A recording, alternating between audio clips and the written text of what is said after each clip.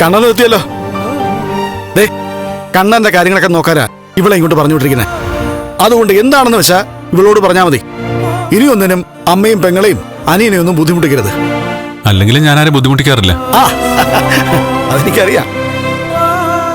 എല്ലാരെയും പോലെ എഴുന്നേറ്റിരിക്കാൻ പറ്റാത്തോണ്ട് ചില സാഹചര്യങ്ങളിൽ വേണ്ടി വരും, അത്രമാത്രം. അല്ല, അത് ഞങ്ങൾക്ക് അറിയാവുന്നതാണല്ലോ. ഇനി മോന്റെ രണ്ടു കാലും ഈ നിൽക്കുന്നവളാ. മോനെ കൈപിടിച്ച് നടത്തിക്കേണ്ടത് ഇവളാ, ഈ മഹാലക്ഷ്മി. അമ്മയ്ക്ക് ഇയാളോടെന്തോ സംസാരിക്കാനുണ്ടെന്ന് തോന്നുന്നല്ലോ. എടോ, അമ്മയെ കൂട്ടി ചെല്ലേ.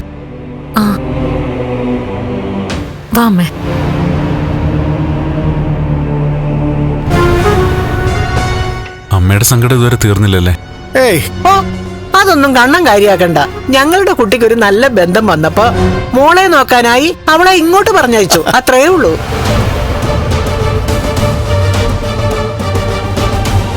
അതെന്താ അമ്മേ അമ്മ അങ്ങനെ പറഞ്ഞേ? കണ്ണന് കൂട്ടായിട്ടല്ലേ നമ്മൾ അവളെ ഇങ്ങോട്ട് പറഞ്ഞു വിട്ടേ? അതെ, കരുണമോള് അവളുടെ അനിയത്തിയല്ലേ. അപ്പോ മോളുടെ കാര്യം അവളല്ലേ നോക്കേണ്ടത്? അതും ശരിയാ. ഞാനേ അമ്മയ്ക്കും പ്രതാപനും എന്തെങ്കിലും കുടിക്കാൻ എടുക്കട്ടെ. ഞാനും കൂടെ വരാം. ഞങ്ങള് വിരുന്നുകാരൊന്നും അല്ലല്ലോ, വീട്ടുകാരല്ലേ. വാ വാ വാ.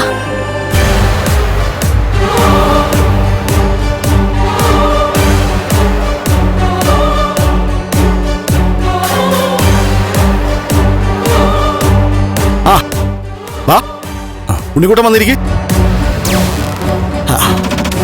അതെ, കരുണമോള് ഡിഗ്രിയൊക്കെ കഴിഞ്ഞതാ.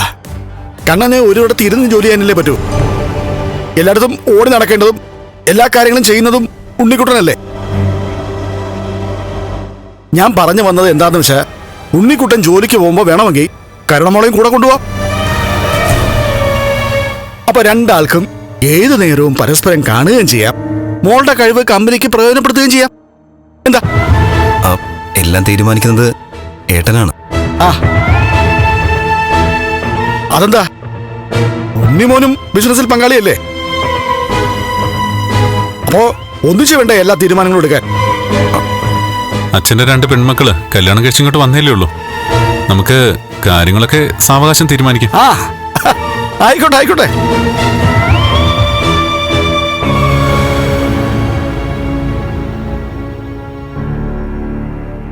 അമ്മ ഇങ്ങനെ കണ്ണേട്ടന്റെ മുമ്പിൽ നിന്ന് സങ്കടപ്പെടല്ലേ. ആളൊരു പാവാ. എത്ര പാവാണെങ്കിലും നിന്റെ ജീവിതം പോയില്ലേ മോളെ. അമ്മയോട് ഇങ്ങനൊന്നും പറയരുതെന്നാ പറഞ്ഞ. എങ്ങനെ പറയാതിരിക്കും മോളെ? എത്ര ആശ്വസിക്കാൻ ശ്രമിച്ചിട്ടും നിയന്ത്രിക്കാൻ ശ്രമിച്ചിട്ടും എനിക്ക് പറ്റുന്നില്ല. കരഞ്ഞിട്ട് ഇന്നലെ രാത്രി എനിക്ക് ഉറങ്ങാൻ പറ്റിയിട്ടില്ല. ഇത്രയും നാൾ എന്റെ തണലുണ്ടായിട്ടും മോൾ അടിമയെ പോലെ നമ്മുടെ വീട്ടിൽ ജീവിച്ചത്.